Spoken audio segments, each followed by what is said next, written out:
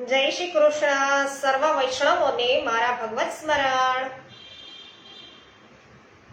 અજ્ઞાનતિમિરાંધસ્ય જ્ઞાનાંજન શલાકયા ચક્ષુરુન્મિલિતમેન તસ્મૈ શ્રી ગુરવે નમઃ.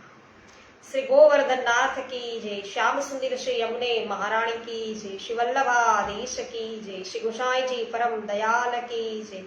શ્રી ગોકુલનાથ કી જય. શ્રી હરિરાયજી મહાપ્રભુની જય.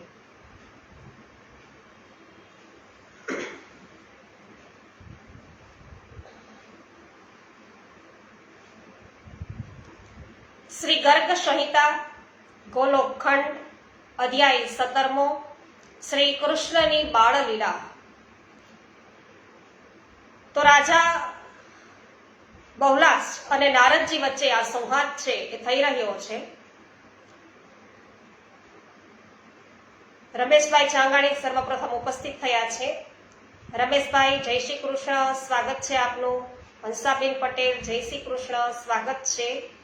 નૂતનબેન જાવિયા, જય શ્રી કૃષ્ણ, સ્વાગત છે. રંજનબેન લુણાગરિયા, જય શ્રી કૃષ્ણ, સ્વાગત છે.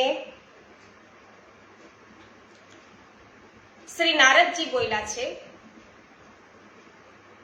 કે હે રાજન, પછી બળરામ અને શ્રી કૃષ્ણ બંને ગોર શ્યામ મનોહર બાળક વિવિધ લીલાઓથી નંદ ભુવનને અત્યંત સુંદર અને આકર્ષક બનાવવા લાગ્યા. હે મિથિલેશ્વર, તેઓ બંને હાથો અને ઘૂંટણો ભેર ચાલતા અને કાલી ઘેલી બોલી બોલતા થોડાક જ સમયમાં વ્રજમાં આમ તેમ ડોલવા લાગ્યા. માતા યશોદાજી અને રોહિણીજીના દ્વારા લાલન પાલન પામેલા એ બંને શિશુ કદી પણ માતાઓની ગોદમાંથી નીકળી જતા અને કદીક છે એ પુનઃ તેના ખોળામાં આવીને બેસતા હતા. તો માયાથી બાળ રૂપ ધારણ કરીને ત્રિભુવનને મોહિત કરનારા તે બે ભાઈઓ રામ અને શ્યામ આમ તેમ ઝાંઝરી અને કરધનીના ઝણકાર કરતા હતા. કરતા કરતા ફરે અને માતા યશોદાજી વ્રજ બાળકો સાથે આંગણામાં ખેલતા તથા ધૂળ લાગવાથી ધૂળિયા અંગવાળા પોતાના લાલાને ગોદમાં લઈ અને ઘણા આદરપૂર્વક લૂછતા હતા. શ્રી કૃષ્ણ બંને હાથો અને ઘૂંટણોને ટેકે ચાલતા પુનઃ આંગણામાં ચાલ્યા જતા અને ત્યાંથી ફરીથી માતાના ગોદમાં આવી જતા હતા. આ પ્રમાણે તે વ્રજમાં સિંહ શિયાળની જેમ લીલા કરતા હતા. માતા યશોદાજી તેમને સોનાના તાર જડેલું પીતાંબર અને પીળી ઝબૂલી છે પહેરાવતા અને મસ્તક પર ઝળહળતો રત્નમય મુગટ પહેરાવતા અને એ પ્રકારે અત્યંત શોભતા તેના ભવ્ય રૂપને જોઈને ઘણા આનંદનો અનુભવ કરતા હતા. અત્યંત સુંદર બાલોચિત ક્રીડામાં તત્પર બાલ મુકુંદના દર્શન કરીને ગોપીઓ ઘણો આનંદ અનુભવતી હતી. મુખિયાજી જયેશભાઈ, બાલ મુકુંદ પ્રભુની લીલા છે એનું વર્ણન છે થઈ રહ્યું છે અને આપ છે બાલ મુકુંદ હવેલીએ ઠાકોરજી છે એમને ભોગ લગાવ્યા અને હવે તમે સત્સંગમાં આવ્યા છો. આ કેટલો સરસ સમન્વય થયો છે, વિચાર કરો સમયનો. તમે પણ ત્યાં પ્રભુને લાડ લડાવો છો, ભોગ ધરાવ્યા છે અને અહીં પણ પ્રભુની જ લીલાનું વર્ણન થઈ રહ્યું છે. ખૂબ જ સુંદર. મુખિયાજી જયેશભાઈ, આપનું પણ સ્વાગત છે. ઉષાબેન સહિત જે.આર. વડાલિયા, સ્વાગત છે. પોસ્ટ શેર કરવા બદલ આભાર. અમરીશભાઈ છત્રાળા, સ્વાગત છે. અચ્છા, તમારે ત્યાં સખત વરસાદ પડી રહ્યો છે રમેશભાઈ? હા, કાલે સુરતમાં ખૂબ પડ્યો. રજનીકભાઈ ચીખલિયા, સ્વાગત છે આપનું. સૂર્યકાંતભાઈ રામાણી, જુનીબેન પોકિયા, કુંદનબેન પરમાર, જ્યોત્સનાબેન ધામેચા, સરસ બંને બહેનો ઉપસ્થિત છે. સર્વ વૈષ્ણવજનોનું સ્વાગત છે. સરસ. રાજભોગના દર્શન અત્યારે બાલ મુકુંદ હવેલીએ છે એ થયા, ખૂબ જ સુંદર. તો આપણા પ્રેમે શ્રી પ્રભુને ધન્યવાદ પહોંચે. કૃષ્ણાબેન ત્રાંબડિયા, સ્વાગત છે આપનું. જયેશભાઈ ભરદવા, આપનું સ્વાગત છે જયેશભાઈ. તો વૈષ્ણવો, આ પ્રકારે પ્રભુ છે એ લીલા કરી રહ્યા છે અને બધી ગોપીઓ બાલ મુકુંદના દર્શન કરી અને ઘણો આનંદ અનુભવે છે. તે સુખ સ્વરૂપા ગોપાંગનાઓ પોતાનું ઘર છોડીને નંદરાજના ગોષ્ઠમાં આવી જતી હતી અને ત્યાં આવીને તે બધી જ પોતાના ગૃહોની સુધબુધ ભૂલી જતી હતી. હે રાજન, નંદરાયજી ગૃહદ્વાર પર કૃત્રિમ સિંહની મૂર્તિ જોઈ અને ભયભીત જેવી જ્યારે શ્રી કૃષ્ણની પાછળ પડતી હતી ત્યારે યશોદાજી લાલાને ગોદમાં ઉઠાવીને ઘરમાં ચાલ્યા જતા હતા અને તે સમયે ગોપીઓ વ્રજમાં દયાથી દ્રવિત હૃદય થઈ અને યશોદાજીને આ પ્રમાણે કહેતા હતા. શું કહેતા હતા? ગોપીઓ કહે છે કે હે સુભે, તમારો લાલો ખેલવામાં ઘણી ચપળતા બતાવે છે અને તેની બાળ રમત છે એ તો અત્યંત મનોહર છે.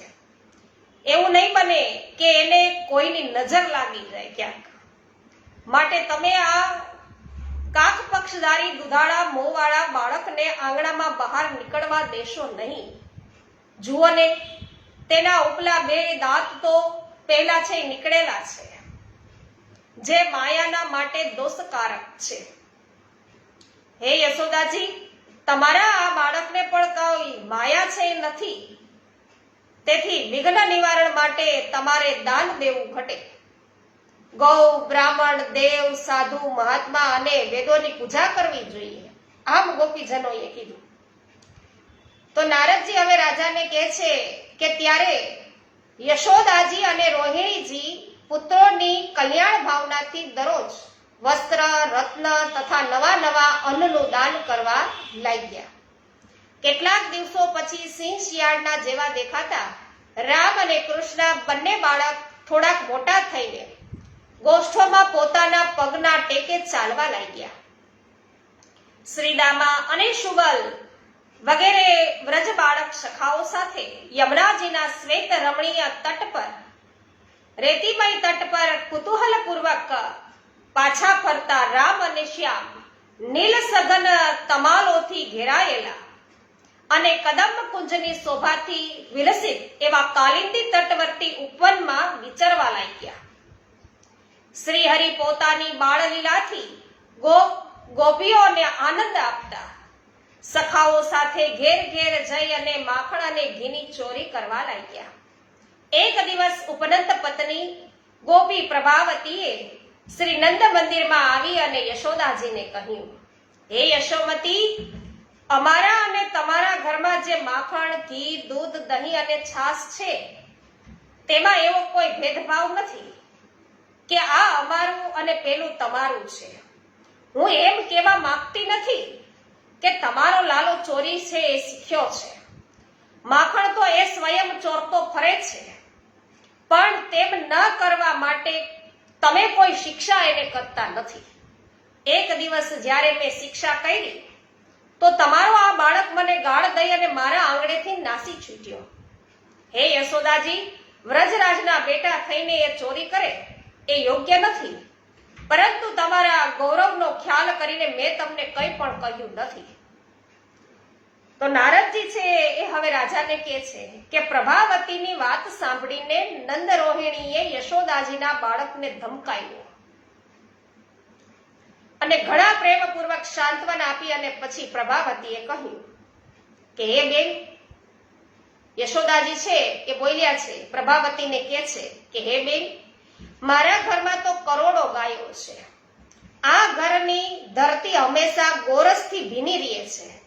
ખબર નહીં એ બાળક તમારા ઘરમાંથી દહીં કેમ ચોરે છે. અહીં તો કદાપી બધી ચીજો મનથી ખાતો નથી. હે પ્રભાવતી, એણે જેટલું પણ દહીં આ માખણ ચોર્યું હોય તે બધું મારી પાસેથી લઈ લે. તમારો પુત્ર અને મારા લાલામાં લેશ માત્ર પણ ભેદ નથી. જો તમે એને માખણની ચોરી ખાતો અને મોંમાં માખણ ચોપડેલો પકડીને મારી પાસે લઈ આવશો તો હું એને અવશ્ય ફટકારીશ, ધમકાવીશ અને ઘરમાં બાંધી રાખીશ. એટલે શ્રી નારદજી કહે છે રાજાને કે હે રાજન, યશોદાજીની આ વાત સુણીને ગોપી પ્રભાવતી પ્રસન્ન થઈ અને પોતાના ઘરે ગઈ.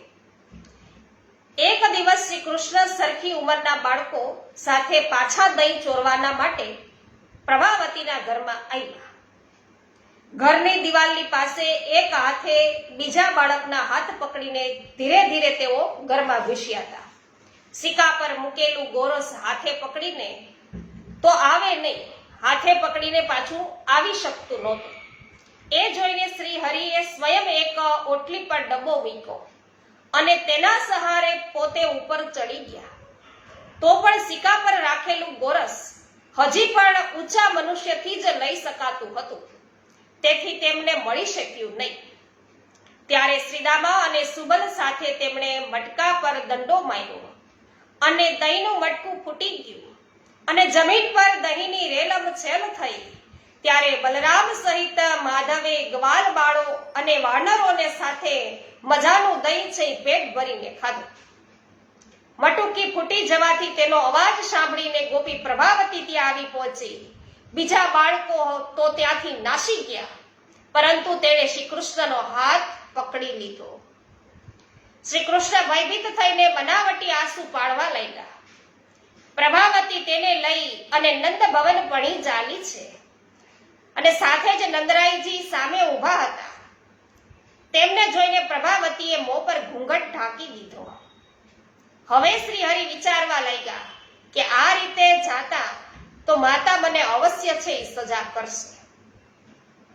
તેથી એ સ્વચ્છંદ ગતિ પરમાત્માએ પ્રભાવતીના જ પુત્રનું સ્વરૂપ ધારણ કર્યું અને ગુસ્સે ભરાયેલ પ્રભાવતી યશોદાજીની પાસે જઈને તરત બોલ્યા કે આણે મારા દહીંનું મટકું ફોડી નાખ્યું છે, બધું દહીં છે એ લૂંટાવી દીધું. યશોદાજી જોયું તો એ તો પ્રભાવતીનો જ બાળક છે.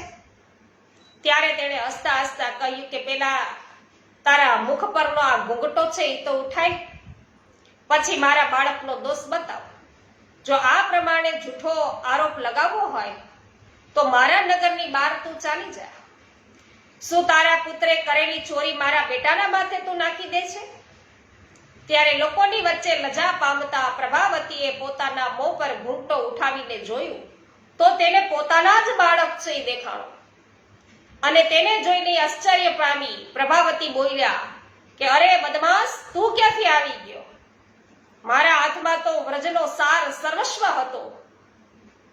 આમ બબડતા તે પોતાના દીકરાને લઈ અને નંદ ભવનની બહાર છે ચાલ્યા ગયા. તો યશોદાજી શું કહે છે? મારો લાલો છે તો નાનો છે, મારો લાલો તો બાળ અને નાનો, એ શું જાણે ચોરવાની રીત. તો યશોદા, રોહિણી, નંદ, બળરામ અને અન્ય ગોપ ગોપાંગનાઓ હસવા લાગી અને બધે બોલી, ઓ વ્રજમાં તો ભારે અન્યાય દેખાય છે. બીજી તરફ ભગવાન બહારની શેરીમાં પહોંચીને નંદનંદન થઈને ગયા અને શરીર થકી ધૃષ્ટતા બતાવતા ચંચળ નેત્રો છે પટપટાવતા જોર જોરથી હસતા તે ગોપીઓને કહ્યું, શું કે છે ભગવાન? કે અરે ગોપી, હવે પછી જો તું મને પાછી પકડશે ને તો હવે પછી હું તારા પતિનું રૂપ ધારણ કરીશ, એમાં કોઈ શંકા નથી. તો શ્રી નારદજી બોલ્યા કે હે રાજન, આ સાંભળીને તે ગોપી આશ્ચર્યચકિત થઈ ગઈ અને પોતાને ઘેર જતી રહી. તે જ દિવસથી બધા ઘરોની ગોપીઓ છે એ લાજની મારી શ્રી હરિનો હાથ પકડતી નહોતી. તો વૈષ્ણવો, આ પ્રમાણે શ્રી ગર્ગ સંહિતામાં ગોલોક ખંડના નારદ બહુલાશ્ચ સંવાદમાં દધી ચોરીનું વર્ણન નામનો જે 17મો અધ્યાય છે એ પણ પૂર્ણ થયો. શ્રી બાલ મુકુંદ ભગવાનની જય. જય હો બાલકૃષ્ણની નૂતનબેન, જય હો મનીષાબેન અગેરા, માખણ ચોર કી જય હો. જય હો રમેશભાઈ, જય હો મનીષાબેન માકડિયા, સ્વાગત છે. વિનોદભાઈ ગજ્જર, જય હો. શિલ્પાબેન લુણાગરિયા, જગદીશભાઈ લુણાગરિયા, સ્વાગત છે. માધુરીબેન મિસ્ત્રી, જય હો, સ્વાગત છે. રમીલાબેન ગઢિયા, સ્વાગત છે આપનું. બિપિનભાઈ ડોબરિયા, સ્વાગત છે. પાવતીબેન ઠુમર, સ્વાગત છે. હેમાબેન ગુજરાતી, મનીષાબેન અગેરા, ગોપાલભાઈ ચંદારાણા, પ્રફુલભાઈ સોની, આપ સર્વ વૈષ્ણવજનોનું સ્વાગત છે. ભાનુબેન પિત્રોડા, મહેશભાઈ વસોયા, બાબુભાઈ કોટી, કાનજીભાઈ વિરડિયા, મોહનભાઈ ભેસાણિયા, હર્ષાબેન રાજાણી, જયેશભાઈ ભારદવા, સરસ, આભાર, તમારો આભાર. આપ ઉપસ્થિત થયા છો, સ્વાગત છે. સર્વ વૈષ્ણવજનોનું સ્વાગત છે. અમરેલીથી છે જયેશભાઈ, ખૂબ સરસ. બીનાબેન અભાણી, મુકેશભાઈ ગજેરા, આપ સર્વ વૈષ્ણવજનોનું સ્વાગત છે. સોનલબેન સતાસિયા, સ્વાગત છે. આભાર હેમાબેન.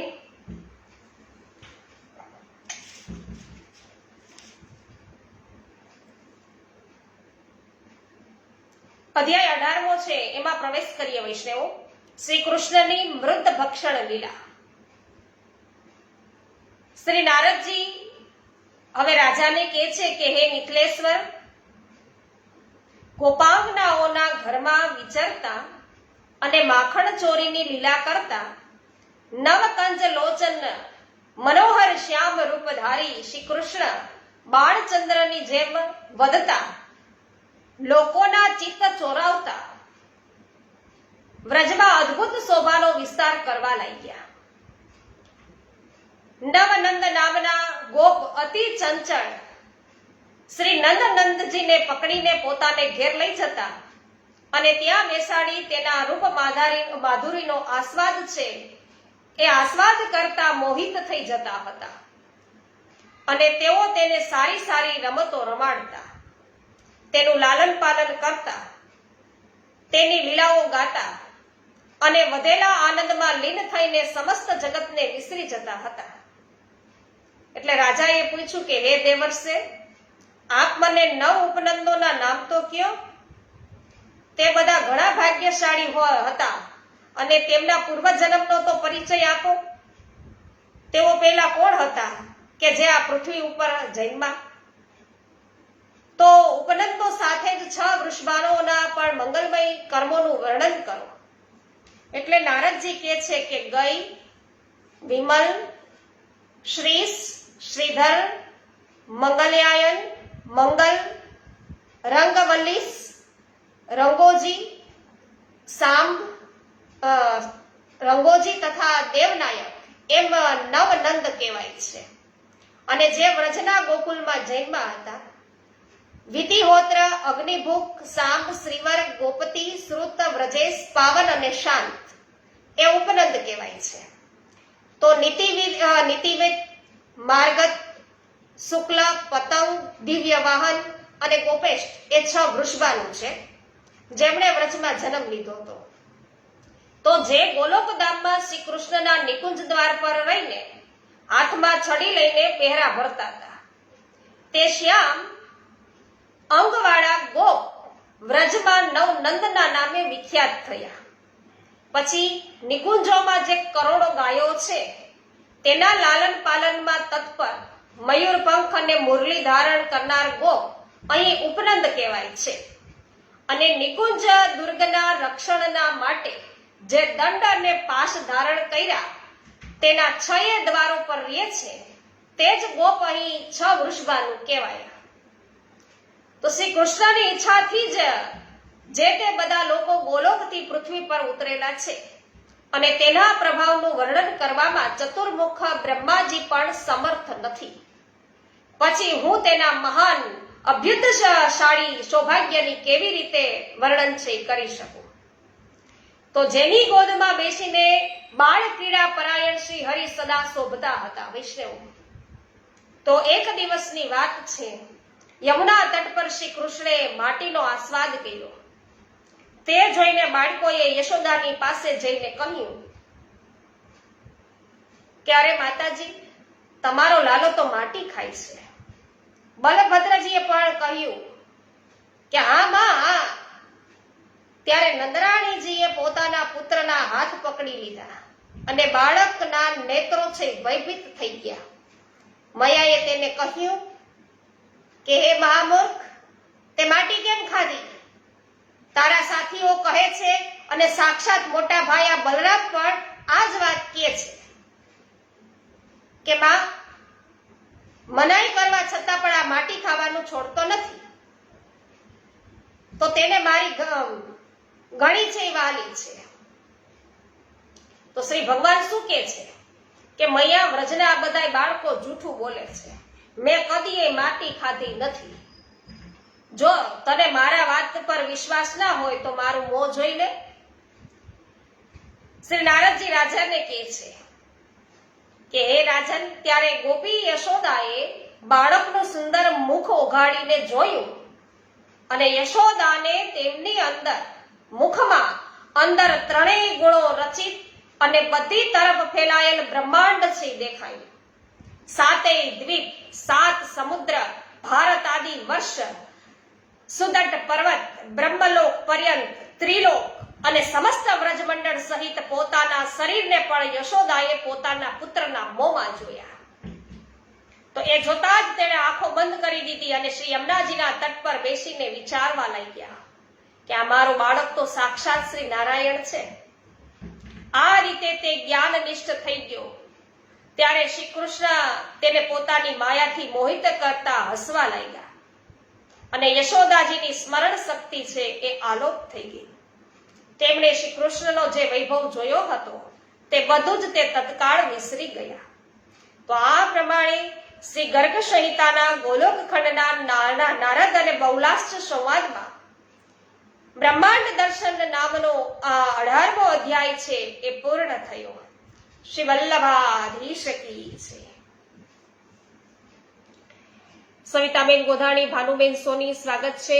મંજુલાબેન ગોંડલિયા, વિઠ્ઠલભાઈ ગોંડલિયા સ્વાગત છે. લીનાબેન પટેલ જામજોધપુરથી ઉપસ્થિત છે, સ્વાગત છે. જયાબેન ઘોડાસરા, શાંતિભાઈ ઘોડાસરા સ્વાગત છે. જુલીબેન સખરેલિયા સ્વાગત છે આપનું. રમીલાબેન દોંગા સ્વાગત છે.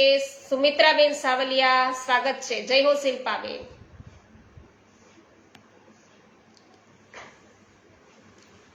અધ્યાય 19મો છે. શ્રી કૃષ્ણ ખાંડણીએ બંધાયા. યમલા અર્જુન વૃક્ષ છે એનો ઉદ્ધાર કર્યો. શ્રી નારદજી કહે છે રાજાને કે હે રાજન, એકવાર ગોપાંગનાઓ ઘર ઘરમાં શ્રી ગોપાળની લીલાઓ ગાતી ગોકુળમાં બધી તરફ દહીં વલોણું કરતી હતી અને શ્રી નંદ મંદિરમાં સુંદરી યશોદાજી પણ પ્રાતઃ કાળે ઉઠીને દહીંના માઠ છે એમાં રવાઈ નાખીને તે વલોવવા લાગ્યા. વલોણાનો અવાજ સાંભળી બાળક શ્રી નંદનંદન એ પણ માખણ નવનીતના માટે કુતૂહલથી જાજરીના મધુર ધ્વનિ સાંભળતા અને સંભળાવતા નાચવા લાગ્યા. પ્રભુ નાચવા લાગ્યા. માતાની પાસે બાળ ક્રીડા પરાયણ શ્રી કૃષ્ણ વારંવાર ચક્કર મારતા અને નાચતા કૂદતા ઘણી શોભા પામતા હતા અને કરદનીના ઘૂંઘરૂના મધુર ઝંકાર વારંવાર ફેલાવતા હતા. તે માતાને મીઠા વચનો બોલીને તાજું નીકળેલું માખણ માંગતા હતા. તો જ્યારે તેને તે મળ્યું નહીં ત્યારે તે ક્રોધિત થઈ ગયા અને પથ્થરનો ટુકડો લઈને તેનાથી દહીં છે વલોવાનો માઠ ફોડી નાખ્યો. આમ કરીને તે નાસી ગયા. પુત્રને પથ્થરનો ટુકડો લઈ અને તેનાથી દહીં વલોવાનો માઠ ફોડી નાખ્યો. આમ કરીને તે નાસી ગયા. એ જોયું એટલે એને પકડવાના માટે યશોદાજી છે એ પણ પાછળ પાછળ દોડ્યા.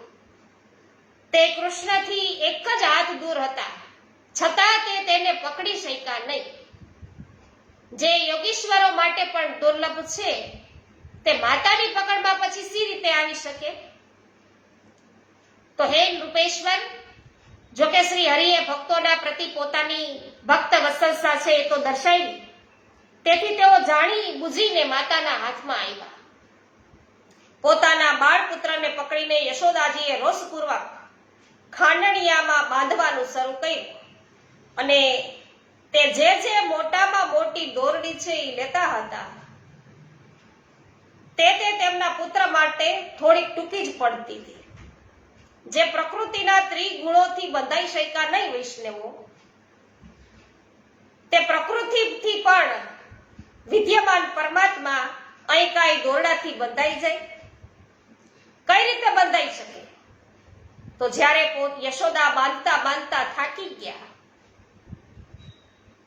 અને નિરાશ થઈને બાંધવાની ઈચ્છા છોડી દીધી, ત્યારે સ્વેચ્છાગતિ ભગવાન શ્રી કૃષ્ણ સ્વવશ થઈ કૃપા કરી અને માતાના બંધનમાં આવી ગયા. તો ભગવાનની આવી કૃપા કર્મત્યાગી જ્ઞાનીઓને પણ મળી શકી નથી.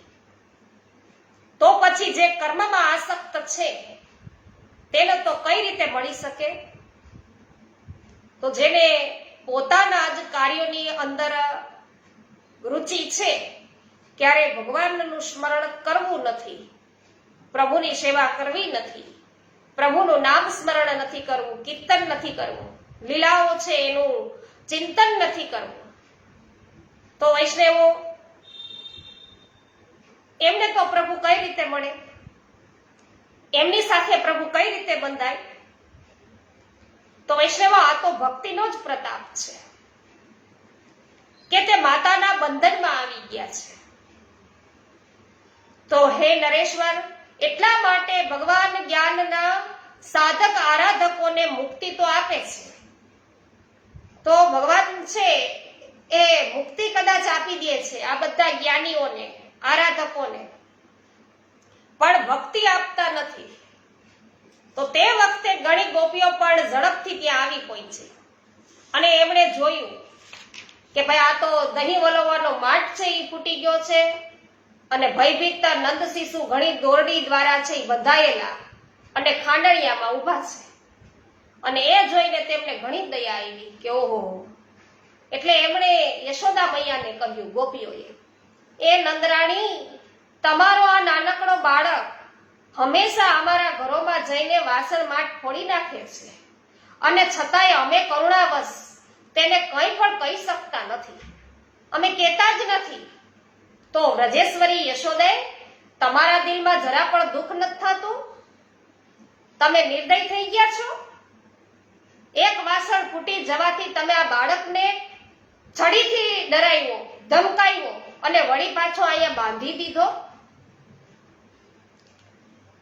શ્રી નારદજી છે હવે રાજાને કહે છે કે હે નરેશ્વર, એ ગોપીઓએ આમ કહેતા યશોદાજી પણ કાંઈ બોલ્યા નહીં અને તે ઘરકામમાં લાગી ગયા કે ભલે બાંધો.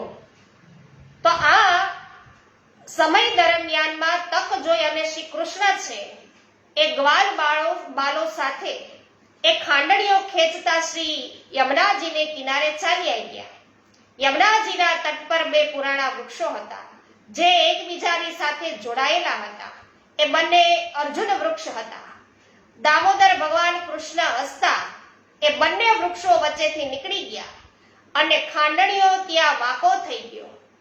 તો પણ શ્રી કૃષ્ણે તેને એકાએક ખેંચ્યો અને ખેંચવાથી દબાણ થતા બંને વૃક્ષો મૂળિયા સહિત ઉખડી ગયા અને પૃથ્વી પર પડી ગયા. તો વૃક્ષોના પડી જવાથી ધમાકાનો જે અવાજ થયો તે વજ્રપાત સમાન ભયંકર હતો. એ વૃક્ષોમાંથી બે દેવો નીકળ્યા. બરાબર તે જ પ્રમાણે અગ્નિ પ્રગટ થયો અને એ બંને દેવોએ દામોદરની પ્રદક્ષિણા કરી અને પોતાના મુકટની તેમના મુકટથી એમના પગને છે સ્પર્શ્યા, એટલે કે ચરણ સ્પર્શ કર્યા અને બે હાથ છે એ દામોદર પ્રભુને જોયા. તો તેઓ આ શ્રી હરિની સમક્ષ મસ્તક નમાવીને ખડા રહીને એવું બોલ્યા. જે વૃક્ષમાંથી બે દેવો છે પ્રગટ થયા એ હવે પ્રભુને કહે છે કે હે અચ્યુત, આપના દર્શનથી અમને બંનેને આ જ ક્ષણે બ્રહ્મદંડથી મુક્તિ મળી છે. શ્રી હરે, હવે અમે બંનેથી આપના નિજ ભક્તોની ઉપેક્ષા થઈ શકશે નહીં. આપ તો કરુણા નિધિ છો. જગતનું કલ્યાણ કરવાનો આપનો સ્વભાવ છે. આપ દામોદર, શ્રી કૃષ્ણ અને ગોવિંદને અમારા વારંવાર નમસ્કાર હો. શ્રી નારદજી કહે છે કે હે રાજા, આ પ્રકારે શ્રી હરિને નમસ્કાર કરીને એ બંને દેવકુમાર ઉત્તર દિશા તરફ છે એ ગયા છે. અને તે વખતે ભયથી ડરીને નંદ આદિ બધા ગોપો ત્યાં આવી પહોંચ્યા અને તે પૂછવા લાગ્યા કે હે વ્રજ બાળકો, આંધી પાણીના વિના આ બંને વૃક્ષો પડી કેમ ગયા? શીઘ્ર બતાવો. ત્યારે તે બધા વ્રજવાસી બાળકો કહેવા લાગ્યા કે આ કનૈયા એ જ આ બંને વૃક્ષોને પાડી નાખ્યા છે. અને એ વૃક્ષોમાંથી બે પુરુષો છે નીકળી અને ત્યાં ખડા રહ્યા હતા, ત્યાં ઉભા રહ્યા અને એમને આ કૃષ્ણને નમસ્કાર કર્યા અને હમણાં જ તેઓ છે એ ઉત્તર દિશા ભણી ગયા. તો તે વખતે ભયથી ડરીને નંદ આદિ બધા ગોપો ત્યાં આવી પહોંચ્યા અને પૂછવા લાગ્યા, હે વ્રજ બાળકો, એ કઈ બાજુ ગયા? તો કે ભાઈ ઉત્તર દિશા ભણી ગયા છે. તો જે એમને નમસ્કાર કરીને હજી જ ગયા જ છે, તેમના અંગોથી દીપ્તિમય પ્રભા નીકળી રહી હતી. એવા એ બે દેવો હતા. તો શ્રી નારદજી કહે છે કે હે રાજન, ગ્વાલ બાલોની આ વાત સાંભળીને મોટા વૃદ્ધ ગોપોએ તેના પર વિશ્વાસ કર્યો નહીં. નંદજીએ ખાંડણિયામાં દોરડીથી બાંધેલા બાળકને છોડી નાખ્યો અને લાડ પ્રેમ કરતા ગોદમાં લઈ અને શિશુને સૂંઘવા લાગ્યા. હે નરેશ્વર, નંદજીએ પોતાની પત્નીને ઘણો જ ઠપકો આપ્યો અને બ્રાહ્મણોને 100 ગાય છે દાનમાં આપી.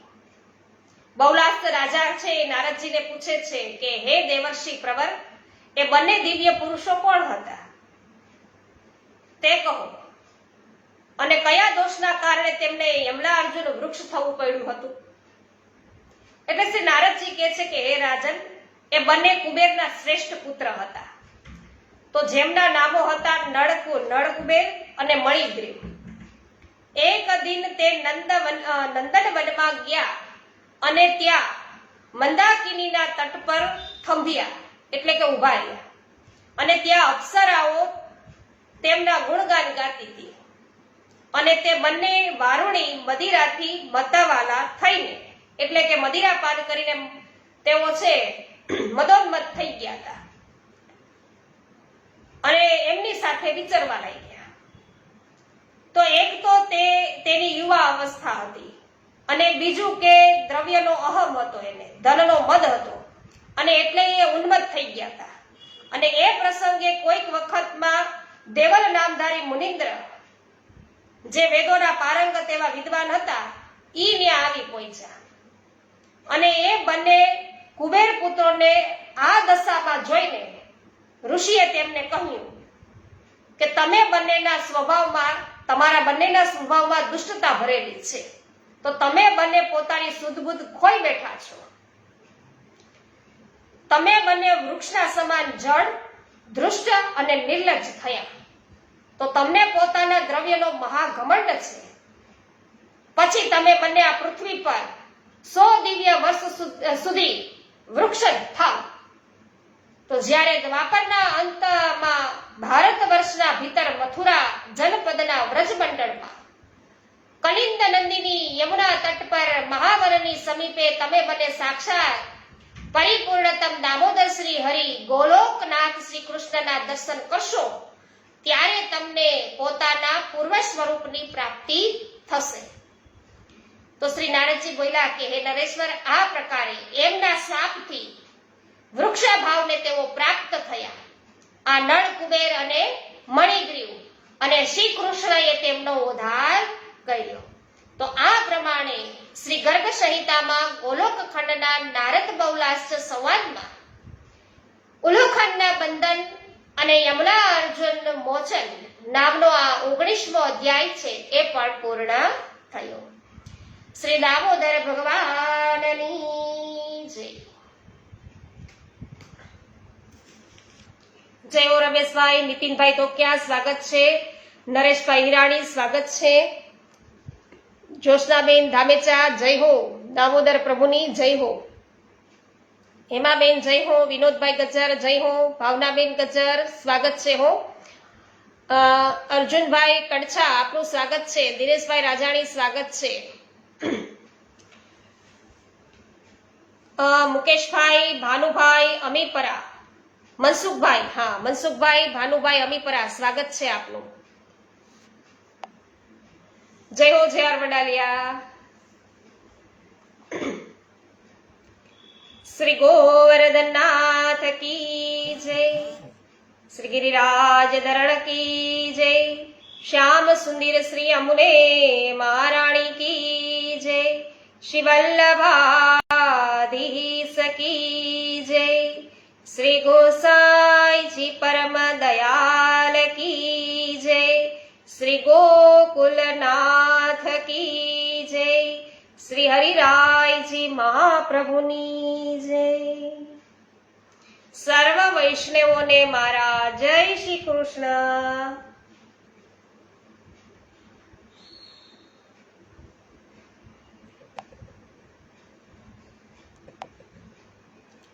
જયંતિલાલ પેશીવાડિયા, આપનું પણ સ્વાગત છે. જય શ્રી કૃષ્ણ. અને કંચનબેન પટેલ, જય શ્રી કૃષ્ણ.